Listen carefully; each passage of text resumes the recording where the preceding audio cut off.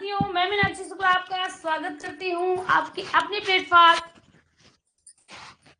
One day exam study app पर। तो साथियों, शुरू करते हैं अपने आज का चैप्टर। और आज का चैप्टर बहुत ही महत्वपूर्ण है, वर्णमाला से है और इससे अक्सर हमें प्रश्न देखने को मिलते हैं। कई साथी लाइव आ चुके हैं, बस आने में हमारी देर हो गई थी क्योंकि हमारी क्लास ही हमको नहीं मिल रही थी। चलिए, कई साथी हमारे जुड़ चुके हैं। प्रियंका जी, पीहू, नमस्ते, नईमली, गुड इवनिंग। अबे नहीं मम्मी, ये नहीं समझ रहे मोनी कौन है। शालिनी, देखिएगा, साहित्य खत्म नहीं हुआ है। हम ये नहीं कह रहे साहित्य खत्म हुआ, लेकिन साहित्य अब पार्टों में बचा हुआ है। पार्ट में कैसे बचा हुआ है? जैसे कवियों के उपनाम, ठीक है, या कवियों की जैसे जैसे हमने आपको कराया था वैसे साहित्य अकादमी पुरस्कार और ज्ञानपीठ पुरस्कार हमने कुछ कराया ना, तो उस टाइप्स के छोटे छोटे टॉपिक है जिनको हम अलग से करवाएंगे। क्योंकि अभी आपने साहित्य पढ़ा, अभी हम वो सब करवा देंगे तो आपके माइंड में होच पोच हो जाएगा। तो वो संपूर्ण प्रकरण स्टेप बाय स्टेप हम आपको बीच बीच में कराएंगे, ठीक है, जो कि बहुत ही महत्वपूर्ण है। जितना साहित्य वाला पोर्शन था, इंपॉर्टेंट वाला, है ना, जिसकी थ्योरी आपको करनी थी, वो हमने आपको पढ़ा दिया, ठीक है। कविता है,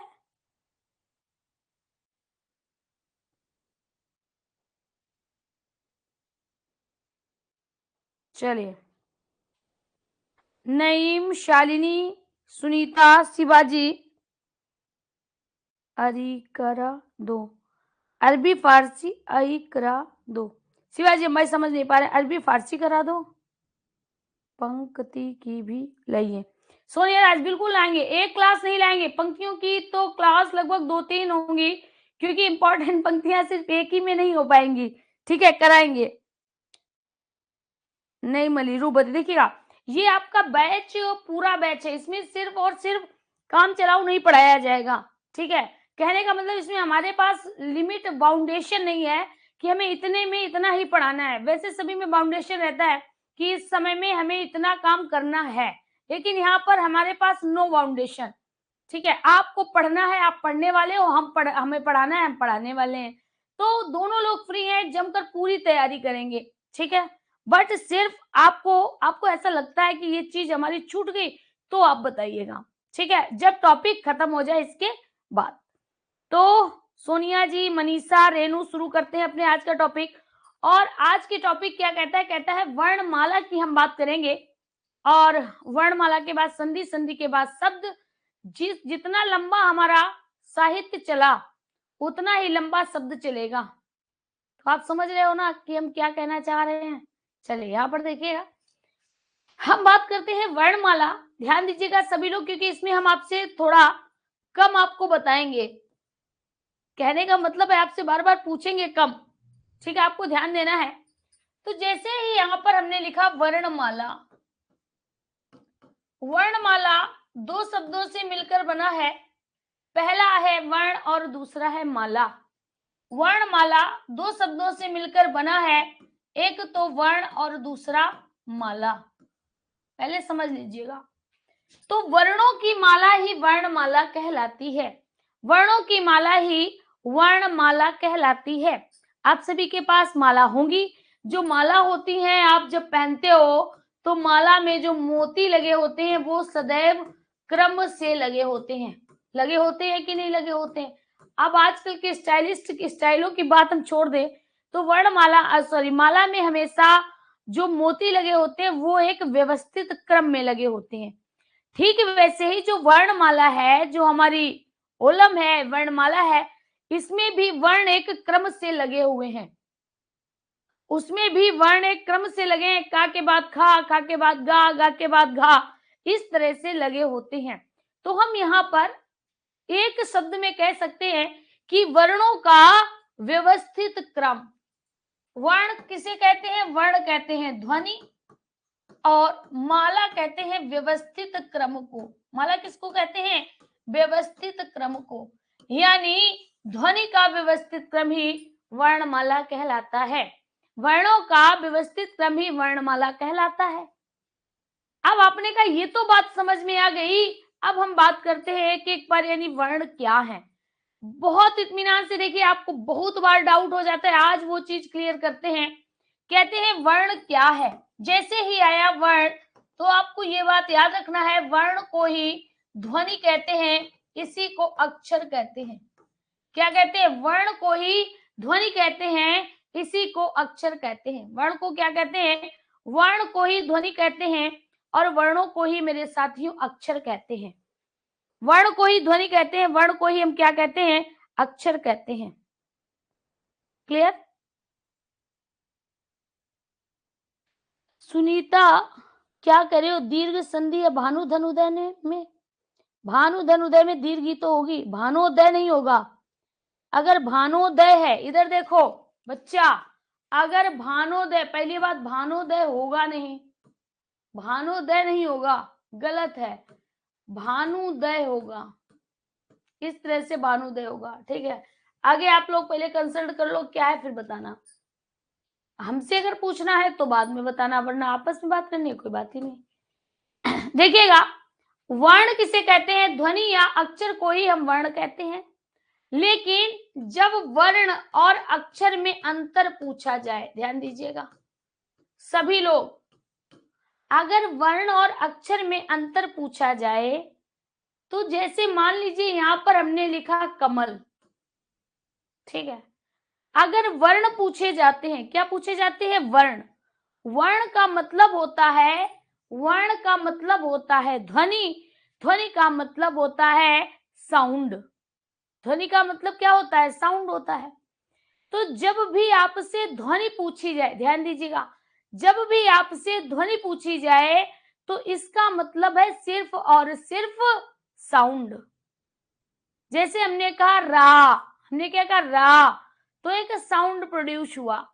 तो याद रखिएगा, अगर आपसे वर्ण या ध्वनि पूछी जाती है, किसमें? हमने कमल में पूछा कि वर्ण कितने हैं, तब आप बताएंगे कि इसमें अगर वर्ण पूछे जाते हैं, ध्यान दीजिएगा, अगर इसमें मेरे साथियों वर्ण पूछे जाते हैं, तो आप क्या कहेंगे कि इसमें वर्ण इसमें 3 है। वर्ण कितने हैं? सॉरी, वर्ण कितने हैं?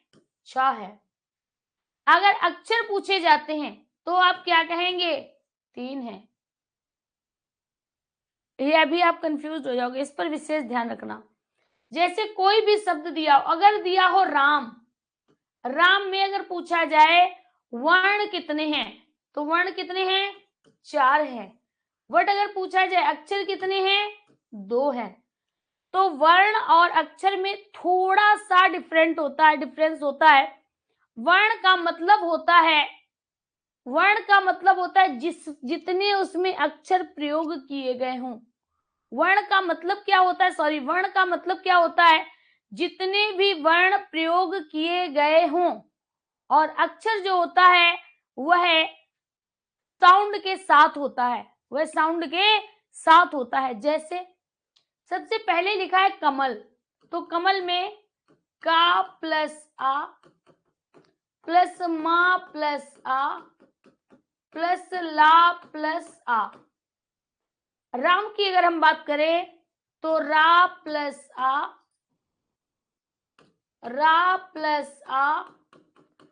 प्लस मा प्लस आ। क्लियर? अक्षर की अगर हम बात करें, तो रा प्लस मा, का प्लस मा प्लस ला, का प्लस मा प्लस ला। ये चीज हमने आपको पहले नहीं बताई, आज हम इस बात को बता रहे हैं, आप लोग वेरी केयरफुल होके इसको समझें। ठीक है, वर्ण हमेशा अपने माइंड में ये बिठाएं कि वर्ण सबसे छोटी इकाई होती है।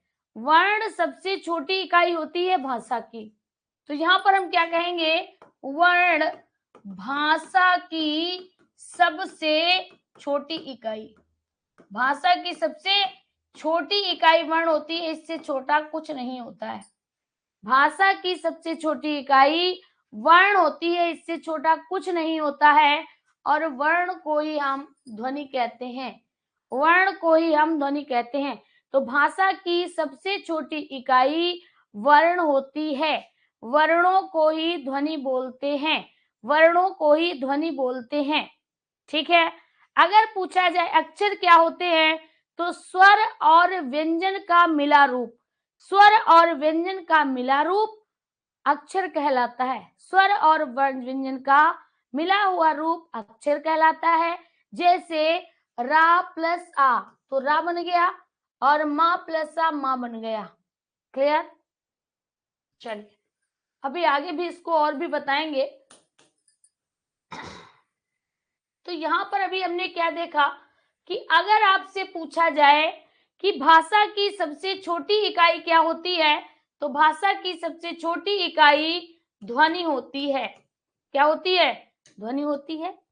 दूसरा क्वेश्चन, ध्वनि और ध्वनि मिलकर अक्षर बनाते हैं। याद रखना, क्या कहोगे? ध्वनि प्लस ध्वनि मिलकर अक्षर बनाते हैं, ध्वनि और ध्वनि मिलकर अक्षर बनाते हैं, जिसमें कोई व्यंजन किसी स्वर से जुड़ा होगा, जिसमें कोई भी व्यंजन किसी स्वर से जुड़ा होगा, जिसमें कोई व्यंजन किसी स्वर से जुड़ा होगा। ठीक है। अगला, अगर पूछा जाए भाषा की सबसे बड़ी इकाई, भाषा की सबसे बड़ी इकाई कौन सी होती है? भाषा की सबसे बड़ी इकाई, देखिएगा, जब हमने वर्ण और वर्ण मिला दिए, जब हमने वर्ण और वर्ण मिला दिए तो अक्षर बन गया। ठीक है। या जब हमने वर्ण के साथ, यानी ये जो ध्वनि होगी ना, एक व्यंजन होगा एक स्वर होगा, तो जब स्वर और व्यंजन मिलाएंगे तो अक्षर ही तो बनेगा।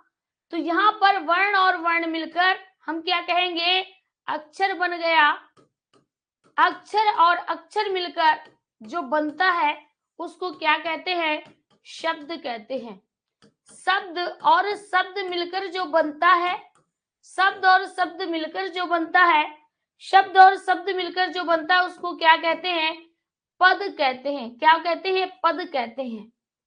और पद मिलकर जो बनता है वह साथियों वाक्य कहलाता है। क्या कहलाता है? वाक्य कहलाता है। इसीलिए भाषा की सबसे छोटी इकाई वर्ण, इसीलिए भाषा की सबसे छोटी इकाई वर्ण। वर्ण और वर्ण मिलकर क्या कहलाते हैं? अक्षर कहलाते हैं। अक्षर और अक्षर मिलकर शब्द बनता है, शब्द और शब्द मिलकर पद बनता है, पद और पद मिलकर वाक्य बनते हैं, पद और पद मिलकर वाक्य बनता है। तो भाषा की सबसे बड़ी इकाई वाक्य होते हैं, भाषा की सबसे बड़ी इकाई वाक्य होते हैं। भाषा की सबसे छोटी इकाई ध्वनि होती है, भाषा की सबसे छोटी इकाई ध्वनि, भाषा की सबसे बड़ी इकाई वाक्य, भाषा की सबसे छोटी इकाई वर्ण, या हम ध्वनि कहते हैं। भाषा की सबसे बड़ी इकाई, भाषा की सबसे बड़ी इकाई वाक्य। क्लियर? अगला, अगर आपसे पूछा जाए कि भाषा शब्द किससे बना है, तो भाषा शब्द संस्कृत की भाष धातु से बना है। भाषा शब्द का निर्माण भाष धातु से हुआ है, यानी भाषा भाष धातु से निर्मित है। अब भाषा का अर्थ क्या है? भाषा का अर्थ क्या है? तो विचारों को प्रकट करना। भाषा का अर्थ क्या है? विचारों का प्रकटीकरण। भाषा का अर्थ क्या है? विचारों का प्रकटीकरण। क्लियर? बात समझ में आ गई? भाष धातु से हुआ है, बिल्कुल सही क्वीन शर्मा। अब आगे बात करते हैं, अभी लिखना नहीं, अभी सिर्फ ओरली समझा रहे हैं। तो अभी हमने क्या देखा? सबसे पहले कि सबसे छोटी इकाई क्या थी, सबसे छोटी इकाई की उत्पत्ति कहां से हुई थी। अब हम बात करते हैं वर्णों की संख्या। किस पर बात करते हैं? वर्णों की संख्या। पिछली जो हमारी क्लास हुई थी उसमें हमने भाषा की भी बात की थी, और उसमें हमने मानक की बात की थी। किसकी बात की थी? मानक की बात की थी। मानक क्या है कि कितने वर्ण हैं जिनको मान्यता मिली है हमारी भाषा में, वही हमारे मानक होते हैं।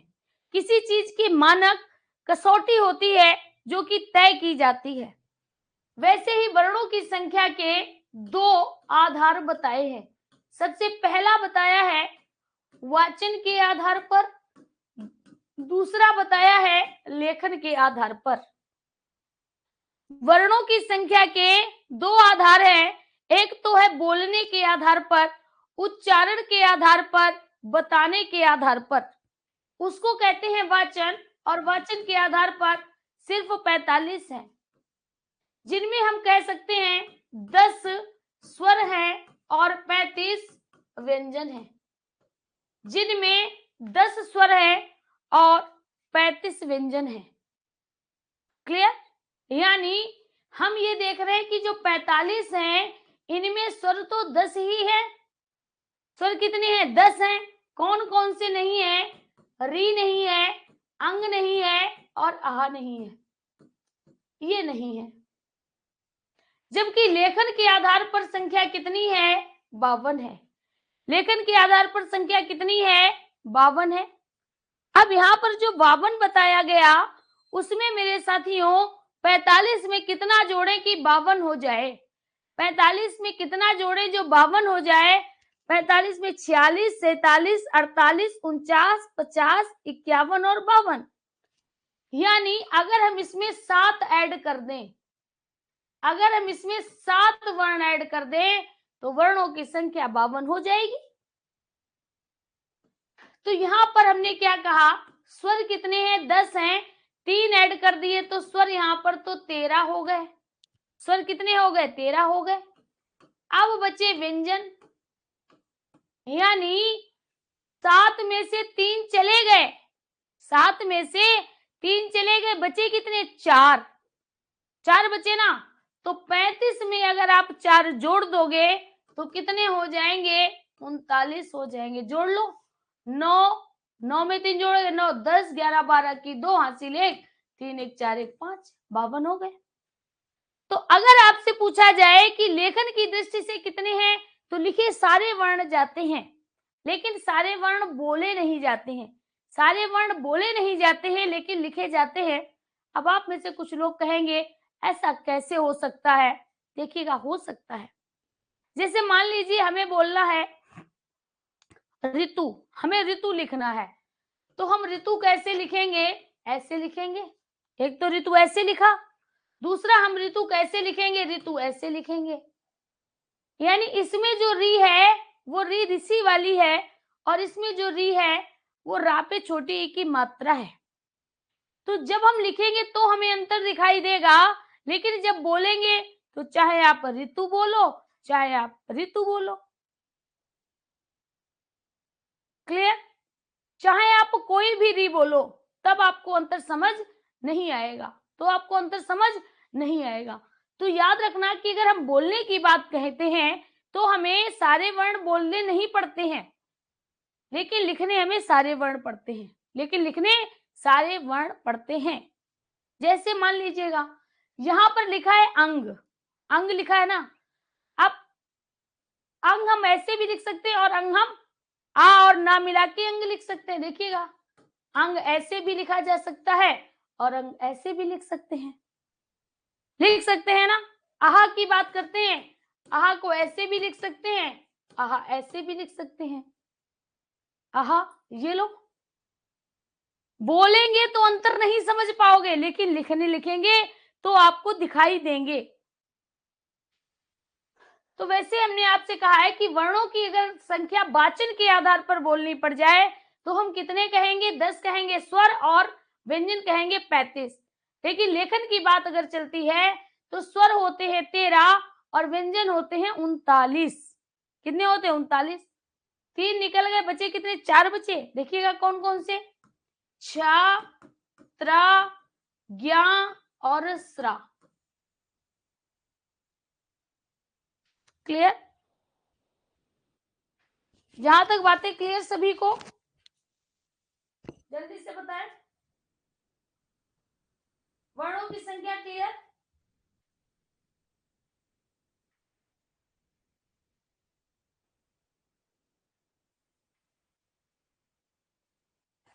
वर्णों की संख्या क्लियर? आगे बढ़े, चलिए। तो यहाँ पर हमने क्या कहा कि वर्णों की संख्या की अगर हम बात करें तो वाचन के आधार पर इनकी संख्या पूरी की पूरी होती है, यानी सॉरी इनकी संख्या 35 होती है और लेखन के आधार पर 52 होती है। तो यहाँ पर हमने वर्णों की संख्या की भी बात कर ली। अब अगर आपसे पूछा जाए कि वर्ण के प्रकार, ध्यान दीजिएगा, अगर आपसे कहा जाए वर्ण के प्रकार कितने होते हैं, वर्ण के प्रकार की बात करें तो वर्ण मेरे साथियों दो तरह के होते हैं, एक तो होते हैं स्वर और दूसरे होते हैं व्यंजन। एक होते हैं स्वर, दूसरे होते हैं व्यंजन। स्वर किसे कहते हैं? स्वतंत्र वर्ण। स्वतंत्र वर्ण जो होते हैं वह स्वर कहलाते हैं। स्वतंत्र वर्ण स्वर कहलाते हैं। जितने भी स्वर होते हैं, जितने भी स्वर होंगे ये सभी वर्ण होंगे। जितने भी स्वर होंगे ये सभी वर्ण होंगे और जितने भी व्यंजन होंगे ये सभी अक्षर होंगे। ये सभी अक्षर होंगे। जितने भी वर्ण होंगे ये सभी स्वर होंगे और जितने भी व्यंजन होंगे ये सभी अक्षर होंगे। ठीक है, आगे हम इनका अंतर बताएंगे कैसे। खैर अभी आप इतना भी ना समझो, नहीं तो अभी और भी परेशान हो जाओगे। तो स्वर और व्यंजन, स्वतंत्र वर्ण स्वर कहलाते हैं, स्वतंत्र ध्वनियां स्वर कहलाती हैं, स्वतंत्र ध्वनियां स्वर कहलाती हैं, स्वतंत्र ध्वनियां स्वर कहलाती हैं। अब देखिएगा व्यंजन, स्वर की सहायता से बोले जाने वाले, स्वर की सहायता से बोले जाने वाले, यानी जो व्यंजन होते हैं व्यंजन स्वतंत्र नहीं होते हैं, ये सदैव स्वर की सहायता से बोले जाते हैं।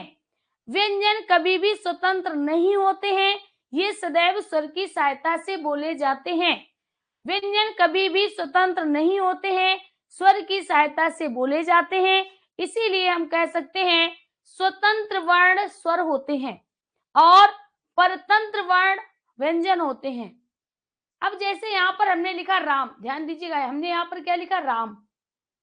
अब राम में हमने आपसे पूछा था कि इसमें वर्ण कितने हैं, इसमें वर्ण कितने हैं, तब आपने क्या बताया था? तब आपने बताया था कि इसमें वर्ण 4 हैं। कौन कौन से? रा प्लस आ प्लस मा प्लस आ, यही तो बताए थे ना, ये वर्ण है।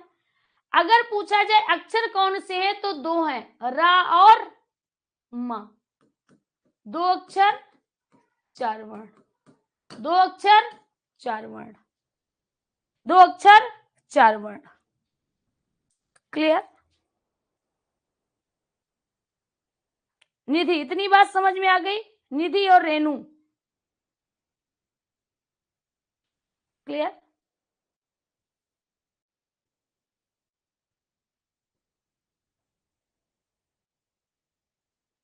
अब जो अक्षर और वर्ण में कंफ्यूजन आपको रहता है ना, वो एट लास्ट तक आपको समझ आ जाएगा। चलिए आगे बढ़ते हैं। अब आप डाल दीजिएगा सीधे, जल्दी जल्दी लिखिएगा। सबसे पहले लिखिएगा वर्णमाला। वर्णमाला, क्योंकि आपका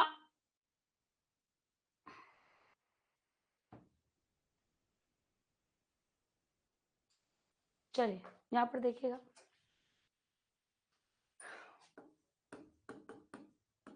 वर्णमाला हमारे साथ लिखते भी जाइए, बोलते भी जाइए।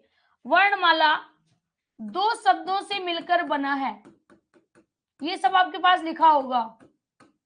2 शब्दों से मिलकर बना होता है। सबसे पहला है वर्ण और दूसरा है माला। वर्ण कहते हैं ध्वनि को और माला कहते हैं व्यवस्थित क्रम को। माला किसे कहते हैं? व्यवस्थित क्रम को। ठीक है, तो यहां पर हम क्या कहते हैं? वर्णों का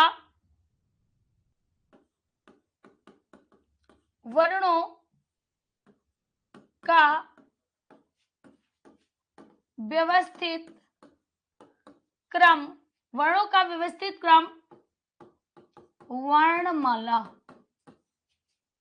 वर्णों का व्यवस्थित क्रम वर्णमाला। ठीक है, अब अगला लिखिएगा वर्णों की संख्या। वर्णों की संख्या, जैसे ही वर्णों की संख्या आई तो यहाँ पर याद रखना 2 आधार हैं, वर्णों की संख्या के 2 आधार। सबसे पहला वाचन या उच्चारण के आधार पर, या इन्हीं को हम कह सकते हैं मौखिक आधार पर। क्या कह सकते हैं? मौखिक आधार पर। वर्णों की संख्या के 2 आधार हैं। जो वर्णों की संख्या बताई गई है ना, एक आधार पर नहीं बताई गई। याद रखना, वर्णों की संख्या के 2 आधार हैं। सबसे पहले वाचन, वाचन मतलब बताने के आधार पर। उच्चारण मतलब उच्चारण के आधार पर, उसी को मौखिक कहा गया है। और इस आधार पर वर्णों की संख्या कितनी है? इस आधार पर वर्णों की संख्या 45 है, जिसमें 10 स्वर हैं और 35 व्यंजन हैं। 35 व्यंजन हैं। 10 क्या है? 10 स्वर हैं और 35 व्यंजन हैं। 10 स्वर हैं और 35 व्यंजन हैं। 10 स्वर हैं, 35 व्यंजन हैं। क्लियर? ये बात समझ में आपके आ गई? अब देखिएगा, दूसरा आपको ये याद रखना है, लेखन के आधार पर।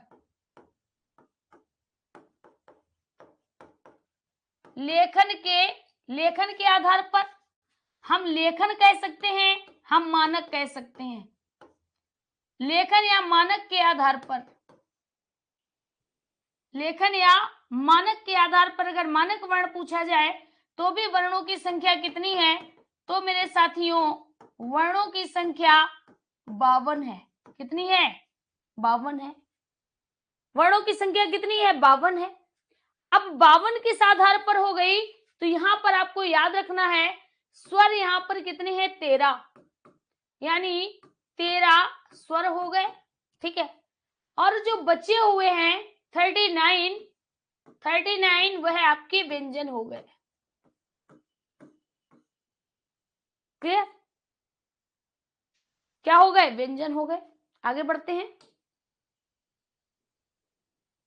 अब अगर देखा जाए तो कितने वर्णों का अंतर निकल रहा है? देखा जाए तो कितने वर्णों का अंतर निकल रहा है? तो आपने देखा होगा यहाँ पर 45 और 52, 46, 47, 48, 49, 50, 51, 52, यानी वाचन के लेखन के आधार पर, लेखन के आधार पर 7 वर्ण अतिरिक्त हैं। 7 वर्ण अतिरिक्त हैं। कितने वर्ण अतिरिक्त हैं? 7 हैं। कौन कौन से? तो जिनमें स्वर में आ जाते हैं री, अंग और आहा। जिनमें स्वर में री, अंग, आहा आ जाता है। और व्यंजन में, व्यंजन की अगर हम बात करें तो व्यंजन में क्या आ जाते हैं? छ, त्रा, ज्ञा और स्रा आ जाते हैं। छत्र, ज्ञा और स्रा आ जाते हैं। क्लियर? तो यहां पर आपने देखा होगा इनकी संख्या 3 है, यहां पर इनकी संख्या 4 है। 4 3 7 हो जाते हैं। 4 3 7 हो जाते हैं। क्लियर? लेखन या मानक वर्णों की संख्या 52 है, 13 स्वर है, 39 व्यंजन है। लेखन के आधार पर 7 वर्ण अतिरिक्त हैं। स्वर में री, अंग, आहा है और व्यंजन में छत्र, ज्ञा और स्रा है। क्लियर? अब देखिएगा यहां पर आगे बढ़ा के, जैसे ध्यान दीजिएगा, लिखा दे रहे हैं आपको, अब आप भूलिएगा नहीं। जैसे अगर पूछा जाए राम में कितने वर्ण और कितने अक्षर हैं? और कितने अक्षर हैं? तो अभी आपने बात की थी, तो अभी हमने आपको क्या बताया था कि भाषा की सबसे छोटी इकाई वर्ण है। भाषा की सबसे छोटी इकाई वर्ण। तो राम का हम वर्ण विस्तार कर देते हैं। कैसे करेंगे? रा प्लस आ प्लस मा प्लस आ, यानी 1 2 3 और 4। यानी अगर पूछा जाए वर्ण कितने हैं तो वर्ण हो जाएंगे 4। अगर पूछा जाए वर्ण तो वर्ण कितने हो जाएंगे 4। और अगर पूछा जाए अक्षर, क्या पूछा जाए, अक्षर पूछा जाए, अगर अक्षर पूछे जाए तो अक्षर कितने होंगे, 2 हो जाएंगे। अगर अक्षर पूछे जाए तो अक्षर कितने होंगे, 2 हो जाएंगे। क्लियर, अक्षर कितने होंगे, 2 हो जाएंगे। जैसे अगर आपसे पूछा जाए मेघनाद, ध्यान दीजिएगा, मेघनाद में वर्ण और अक्षर, वर्ण और अक्षर, तो जैसे ही मेघनाद कहा गया आपने क्या किया, मां, आपने क्या किया, मां प्लस ए प्लस घा प्लस आ प्लस ना प्लस आ प्लस दा प्लस आ। क्लियर। अब देखिएगा 1 2 3 4 5 6 7 8 है ना, यानी अगर यहाँ पर कुल वर्ण पूछे जाएं, क्या पूछे जाए, कुल वर्ण पूछे जाएं तो वर्ण की संख्या कितनी होगी, 8। वर्ण की संख्या कितनी होगी, 8। और अगर आपसे अक्षर पूछे जाए तो देखिएगा 1 2 3 और 4, यानी अगर यहाँ पर अक्षर पूछे जाएं तो उनकी संख्या कितनी होगी, 4। कितनी होगी, 4। क्लियर, बात समझ में आ गई। अब आपको लेखन के आधार पर, वाचन के आधार पर वर्ण और अक्षर में अंतर समझ में आ गया होगा। वर्ण किसे कहते हैं, अक्षर किसे कहते हैं, ये भी बात आपको समझ में आ गई होगी। जैसे अगर हम शब्द और पद में अंतर समझ सकते हैं तो धीरे धीरे करके जैसे समय बीतेगा वैसे आपको वर्ण और अक्षर में अंतर पता चल जाएगा। वर्ण कैसे होते हैं, स्वतंत्र होते हैं। वर्ण कैसे होते हैं, स्वतंत्र होते हैं। जबकि जो हमारा अक्षर होता है वो शब्द के अंदर होता है। शब्द के अंदर जो वर्ण प्रयोग किए जाते हैं उनको अक्षर कहते हैं। खुला वर्ण आपका वर्ण कहलाता है। खुला वर्ण वर्ण है, शब्द में फिट कर दिया गया तो अक्षर है। शब्द में फिट है वर्ण तो अक्षर है, खुला हुआ है तो वर्ण है। वर्ण ही ध्वनि है, वर्ण ही ध्वनि होती है। क्लियर, शालिनी अब पता चल गया। चलिए आगे बढ़ते हैं। इतना आपको समझ में आ गया होगा। अब आगे बढ़ते हैं। अब हम बात करते हैं वर्णों के प्रकार की। किसकी बात करते हैं, वर्णों के प्रकार की। तो फटाफट यहां पर डालिएगा वर्णों के प्रकार। वर्णों के प्रकार देखिएगा, वर्ण के दो प्रकार, वर्ण के दो प्रकार होते हैं। सबसे पहला स्वर होता है, सबसे पहला स्वर होता है और सेकंड आपका व्यंजन होता है। पहला आपका स्वर होता है और दूसरा आपका व्यंजन होता है। अब यहां पर लिखना है स्वर किसे कहते हैं, स्वतंत्र वर्ण, स्वतंत्र रूप से बोले जाने वाले वर्ण, बोले जाने वाले वर्ण, स्वतंत्र रूप से बोले जाने वाले वर्ण स्वर कहलाते हैं। और अगर हम यहाँ पर व्यंजन की बात करते हैं तो याद रखिएगा स्वर की सहायता से, स्वर की सहायता से बोले जाने वाले वर्ण, स्वर की सहायता से बोले जाने वाले वर्ण व्यंजन कहलाते हैं। स्वतंत्र रूप से बोले जाने वाले वर्ण स्वर कहलाते हैं और स्वर की सहायता से बोले जाने वाले वर्ण व्यंजन कहलाते हैं। स्वतंत्र वर्ण स्वर, स्वतंत्र वर्ण स्वर, और स्वर की सहायता से बोले जाने वाले वर्ण व्यंजन। स्वतंत्र वर्ण स्वर, स्वतंत्र वर्ण स्वर, स्वर की सहायता से बोले जाने वाले व्यंजन। क्लियर, यहां तक बात क्लियर हो गई, लिख लिया। अगला, अगली हम बात करते हैं स्वर पर, यानी यहां पर चर्चा हम स्वर पे करेंगे। पहला क्वेश्चन आप सभी के लिए, फटाफट बताइएगा, स्वर किसे कहते हैं? आप स्वर किसे कहेंगे? तो आप सीधे सीधे हमसे यही कहेंगे कि मैं स्वतंत्र रूप से बोली जाने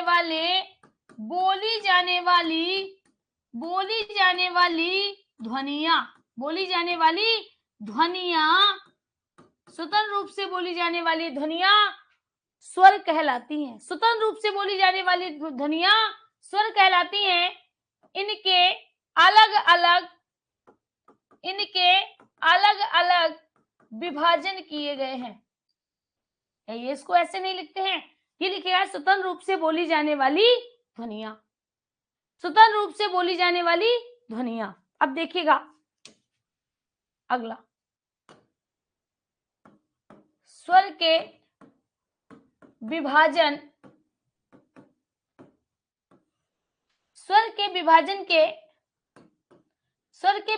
जो स्वर का विभाजन किया गया है वो कितने आधारों से किया गया है? स्वर का जो विभाजन किया गया है वो कितने प्रकार से किया गया है या उसके आधार कितने हैं? तो यहां पर हमने आपको हेडिंग क्या डलवाई? स्वर के विभाजन के आधार। अब ये अभी आप लिखना नहीं, इसको अभी लिखना नहीं, ऊपर वाला यहां तक आप लिख लेना। अब हमें आपको पहले समझाना है। सभी हमारे साथी तैयार हैं? आपने देखा होगा थोड़ा फास्ट पढ़ा रहे हैं। अगर आपको नहीं समझ आ रहा है तो लास्ट में अभी कमेंट करिएगा, ठीक है? जिसको नहीं समझ में आ रहा है, चलिए इसको आप लिख लीजिए। जिसको नहीं, यहां तक नहीं समझ में आया वो कमेंट करे।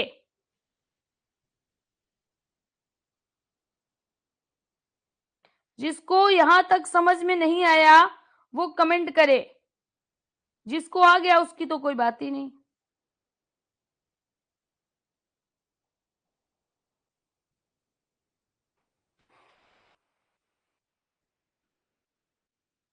आ गया? मोस्टली सभी को आ गया होगा। अब देखिएगा, स्वर के विभाजन का पहला जो आधार है, पहला आधार है मात्रा के आधार पर। किसके आधार पर? मात्रा के आधार पर, ठीक है। दूसरा है साथियों, ध्यान दीजिएगा, दूसरा जो है वह है जीभ के आधार पर, ठीक है। तीसरा जो है वह ओंठ के आधार पर, ओंठ के आधार पर, ठीक है।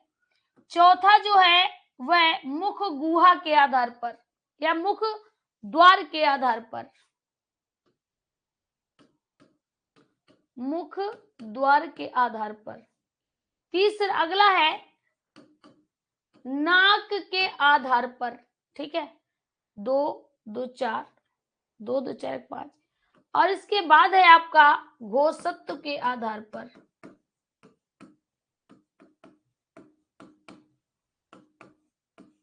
देखिए कितने आधार हैं? मात्रा के आधार पर, जीभ के आधार पर, ओंठ के आधार पर, मुख द्वार के आधार पर, नाक के आधार पर और घोषत्व के आधार पर। इतने आप विभाजन पढ़ने वाले हैं स्वर में। इतने विभाजन किसमें पढ़ेंगे? स्वर में। पूरा कंप्लीट लेके चलें, कहीं पर भी कोई चूक नहीं होगी। अब देखिएगा, पहले समझ लीजिएगा, जैसे ही हमने मात्रा कही, हमने कहा मात्रा के आधार पर, तुरंत ही तुम्हारा दिमाग एकदम क्रैक करा कि मात्रा, तो इसका मतलब किसी में एक मात्रा होगी, बिल्कुल होगी। किसी में 2 मात्राएं होंगी, बिल्कुल होंगी। और किसी में मेरे साथियों 3 मात्रा होगी, ठीक है। जिनमें एक मात्रा होगी वो ह्रस्व स्वर कहे जाएंगे, जिनमें 2 मात्राएं होंगी उनको दीर्घ स्वर कहा जाएगा, और जिनमें 3 मात्राएं होंगी उनको प्लुत स्वर कहा जाएगा। क्लियर? तो एक मात्रा, 2 मात्रा, 3 मात्रा, ये विभाजन मात्रा के आधार पर किया गया। तो मात्रा के आधार पर स्वर 3 प्रकार के बताए गए, ठीक है। एक मात्रिक, द्विमात्रिक, त्रिमात्रिक, या हम कह सकते हैं ह्रस्व स्वर और प्लुत। जितने भी ह्रस्व स्वर हैं वो मेरे साथियों मूल स्वर कहलाते हैं, और जितने भी दीर्घ स्वर हैं वो सभी के सभी संयुक्त स्वर कहलाते हैं। जितने भी ह्रस्व स्वर हैं सभी के सभी मूल स्वर कहलाते हैं, और जितने भी दीर्घ स्वर है वो सभी के सभी संयुक्त स्वर कहलाते हैं। ठीक है, हस्व और दीर्घ मिलकर सभी आ जाते हैं आपके प्लुत स्वर में, यानी जितने हस्व हैं सभी प्लुत में आएंगे, जितने दीर्घ हैं सभी प्लुत में आएंगे। तो प्लुत की संख्या क्या होती है? हस्व प्लस दीर्घ। जितने हस्व होंगे वो सभी और जितने दीर्घ होंगे वो सभी। क्लियर? इतनी बात समझ में आ गई। फिर आगे बढ़ते हैं। यहां पर आप क्या देख रहे हो? दूसरी चीज है आपकी जीभ के आधार पर। सभी के जीभ है, सभी के जीभ है, एक बार चेक कर लो सभी के पास जीभ है क्या? जब हमने जीभ कही तो आपको जीभ, ये वाली जीभ याद आ गई। अब इस जीभ के 3 हिस्से हैं, एक तो पीछे वाला हिस्सा है, एक मध्य वाला हिस्सा है और एक आगे वाला हिस्सा है। आगे वाले हिस्से को अग्र कहा जाता है, पीछे वाले हिस्से को पश्च कहा जाता है और बीच वाले हिस्से को मध्य कहा जाता है। यानी जीभ के आधार पर देखें तो विभाजन 3 प्रकार से होता है। जीभ के आधार पर देखें तो विभाजन 3 तरह से होता है। सबसे पहले अग्र, फिर इसके बाद में मध्य और इसके बाद होता है पश्च। इसके बाद क्या होता है? पश्च। ध्यान दीजिएगा, कभी भी अगर जीभ के आधार पर पूछा जाए तो मेरे साथियों सिर्फ और सिर्फ आपको मध्य याद रखना है और मध्य में आता है छोटा आ। जो चीजें बता रहे एकदम सटीक बता रहे पेपर के अनुसार, इतनी चीज याद रखोगे, रट्टाफिकेशन करने की कौनो जरूरत नहीं है। ठीक है, तो अग्र मध्य पश्च, जीभ के आधार पर अग्र मध्य और पश्च। क्लियर? अब हम बात करते हैं ओंठ के आधार पर। ओंठ के आधार पर ध्यान देना, हम बोल रहे हैं आप ध्यान देना। अ आ इ ई उ ऊ, ओंठ अ आ इ ई उ ऊ। तो आपने देखा सभी में तो ओंठ फैल रहे थे, लेकिन कुछ ऐसे वर्ण है जिनमें ओंठ गोल हो जाते हैं। फिर से देखिए, अ आ इ ई उ ऊ, ओ औ, ए ऐ, ओ औ, अंगः। यानी सिर्फ 4 वर्ण ऐसे हैं जिनको जब हम बोलते हैं तो हमारे ओंठ का शेप गोल होता है। ओंठ का शेप कैसा हो जाता है? गोल हो जाता है। यानी हम कह सकते हैं ओंठ के आधार पर वर्णों को 2 तरह से बांटा गया है। ओंठ के आधार पर वर्णों को 2 तरह से बांटा गया है। जिनमें ओंठ गोल हो जाए वह वृत्तमुखी, जिनमें ओंठ गोल हो जाए वह वृत्तमुखी होते हैं और जिनमें ओंठ गोल ना हो वो अवृत्तमुखी होते हैं। ठीक है, जिनमें ओंठ गोल, वृत्त मतलब गोल, यानी यहां पर हम कह सकते हैं कि जिनमें ओंठ गोल होते हैं वो वृत्तमुखी कहते हैं। आ मतलब होता है नहीं, और जिनमें ओंठ गोल ना हो, ओंठ गोल ना हो वो अवृत्तमुखी, वो क्या होते हैं? अवृत्तमुखी होते हैं। क्लियर? आगे आ जाओ मुख द्वार के आधार पर। किसकी बात कर रहे हैं? मुख द्वार। मुख द्वार जो ये जो आपका मुंह है ना, ये वाला ये पूरा मुख द्वार ही है। जो आपका मुंह है ना ये पूरा मुख द्वार है। और मुख द्वार के आधार पर विभाजन जो किया गया है वो कितने तरह से किया गया है? 4 तरीके से। कितने तरीके से? 4 तरीके से। सबसे पहला विव्रत, फिर सबसे पहले विव्रत, इसके बाद है अर्ध विव्रत, फिर है संव्रत और इसके बाद है अर्ध संव्रत। अर्ध संव्रत, ध्यान दीजिएगा। विव्रत, विव्रत किसे कहते हैं? विव्रत, विव्रत मतलब पूरा खुला हुआ। जिस वर्ण को बोलने में हमारा मुंह का जो डब्बा है ना पूरा खुल जाए उसको हम क्या कहते हैं? उसको साथियों विव्रत कहते हैं। क्या बोलते हैं? विव्रत कहते हैं। आप लोग बोल के बताओ कौन सा होगा, फटाफट बताओ कौन सा ऐसा वर्ण है जिसको बोलने में आपका डब्बा खुलता है?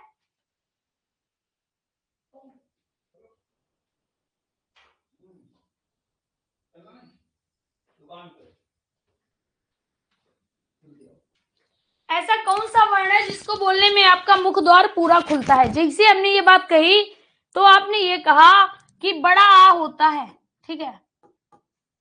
अब जिसको बोलने में मुख द्वार आधा खुले वो अर्धविव्रत। समृत का मतलब ढका हुआ या बंद। जिसको बोलने में मुख द्वार पूरा बंद हो जाए या ढक जाए वो समृत है।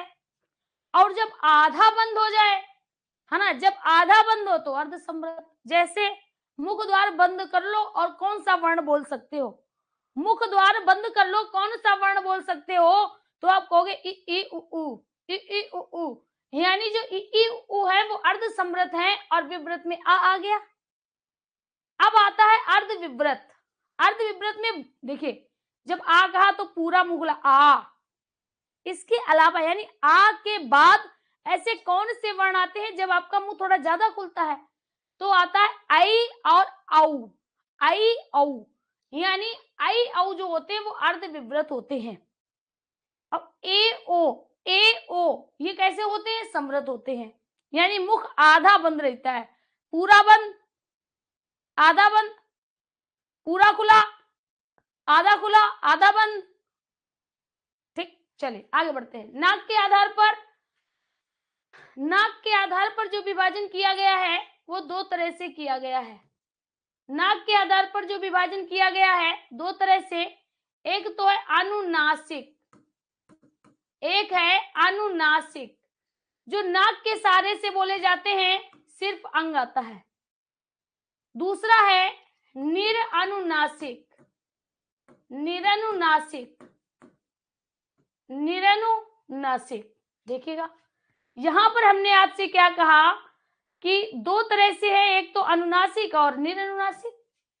निर का मतलब होता है नहीं, निर का मतलब नहीं, और अनुनासिक का मतलब नाक से। तो क्या हो जाएगा? जो नाक से नहीं बोले जाते हैं, जो नाक से नहीं बोले जाते हैं निरनुनासिक कहते हैं। तो इसमें हम क्या कहेंगे? अंग को छोड़कर, अंग को छोड़कर जितने भी स्वर हैं सभी के सभी निरनुनासिक में आते हैं। अंग को छोड़कर जितने भी आपके स्वर हैं वो सभी निरनुनासिक में आते हैं। अंग को छोड़ दिया क्योंकि अंग सिर्फ नाक से बोला जाएगा, बाकी सभी हमारे निरनुनासिक होंगे, बाकी सभी निरनुनासिक होंगे। क्लियर? आगे बढ़ते हैं। अगला आपका जो विभाजन है वो कहता है घोषत्व के आधार पर दो प्रकार। अब घोष किसे कहते हैं? घोष कहते हैं स्वर तंत्री में कंपन, स्वर तंत्रियों में कंपन। अब अगर जिनमें कंपन होगा, जिनमें कंपन होगा वो क्या होंगे? सघोष होंगे। जिनमें कंपन होगा सघोष, जिनमें कंपन नहीं होगा वो अघोष। तो यहां पर हम कहेंगे अघोष का मतलब कंपन नहीं, अघोष का मतलब कंपन नहीं। सघोष का मतलब क्या होगा? कंपन सहित, कंपन सहित सघोष और बिना कंपन के अघोष।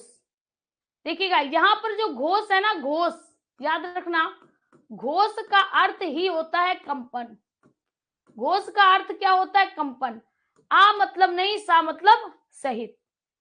सभी स्वर सघोष होते हैं, सभी स्वर सघोष होते हैं, सभी स्वर सघोष होते हैं। क्लियर? ये हमने आज आपको स्वर का विभाजन सिर्फ और सिर्फ पढ़ाया, ऐसा नहीं खत्म कर दिया। ऐसा नहीं कि आपने पेड बैच लिया तो हम जल्दी जल्दी खत्म करेंगे ना, बहुत इत्मीनान से। कल की जो क्लास होगी उसमें हम आपको इसके एक एक पार्ट पर बात करेंगे, पूरा स्वर कल खत्म करेंगे। ठीक है? स्वर में कल के बाद स्वर में कुछ नहीं बचेगा। फिर अगली बात हमारी व्यंजन पर होगी, उसमें हम स्वर के कल जो है ना वो ये स्वर का ये पढ़ाएंगे और इसके बाद स्वर के उच्चारण स्थान पढ़ाएंगे। तो आप में से अगर हमारे किसी भी साथी को इस विभाजन से कौनो तकलीफ है फटाफट बताए भाई।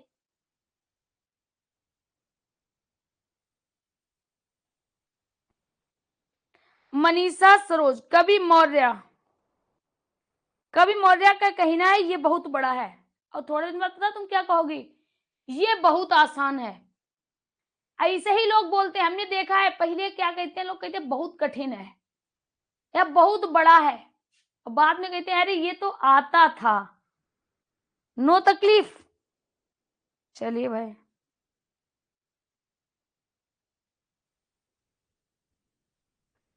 बच्चा लिख लो, फटाफट लिख लो, आपको 2 मिनट दिए हैं, जल्दी जल्दी लिख के खत्म करो।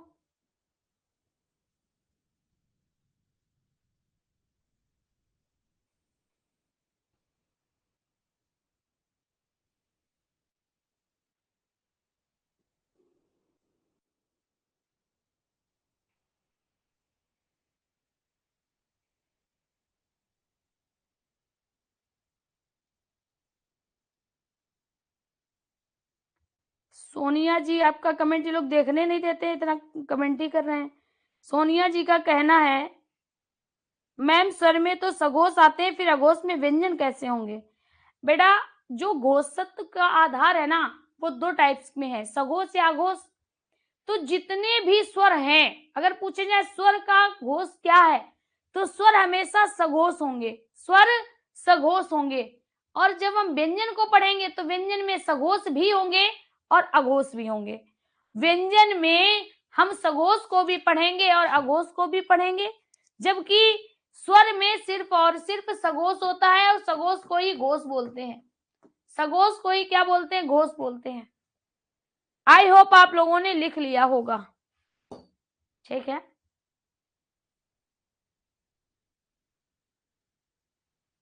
शालिनी चौहान, इसका आंसर आप देंगे लेकिन आज नहीं। ये आंसर आप देंगी बट आज नहीं देंगे, आज हम नहीं देंगे, कुछ समय बाद आप देंगी। हमें बताने में समय नहीं लगेगा।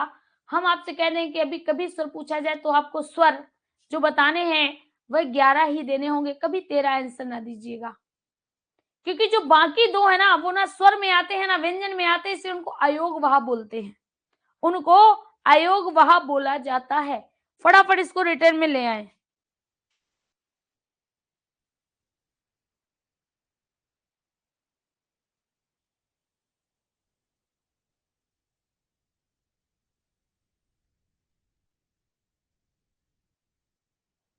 सोनिया जी, अभी तो आपका स्वर आप आज स्टार्ट हुआ है।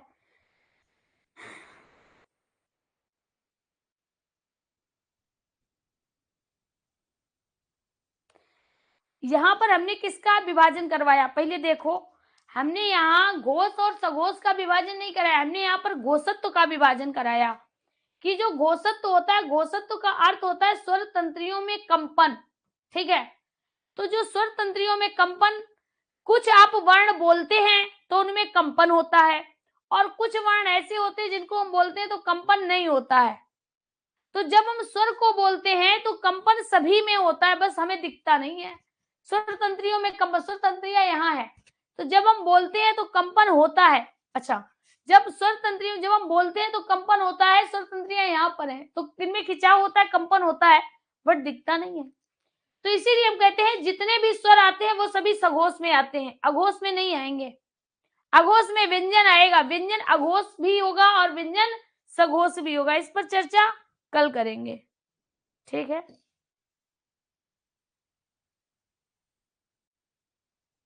बेटा, इसका स्क्रीनशॉट आप ले सकते हो बट ले नहीं पाओगे, ठीक है। तो चलिए आज की क्लास को यहीं पर खत्म करते हैं, मिलते हैं कल फिर से इसी समय इसी चैनल पर एक और नई क्लास। तब तक के लिए दीजिए हमें इजाजत।